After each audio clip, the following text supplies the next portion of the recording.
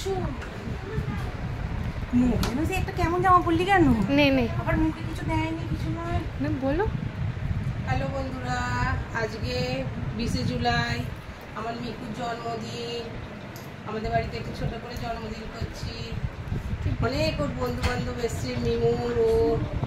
এই দেখুন সব বাচ্চারা কেক কাটবে, আমি দেখাবো। হ্যাঁ, তখন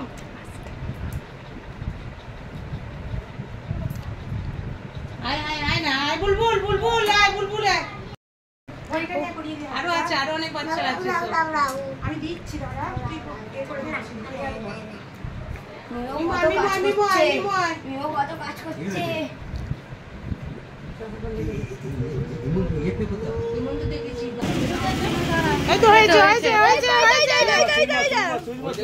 হ্যাপি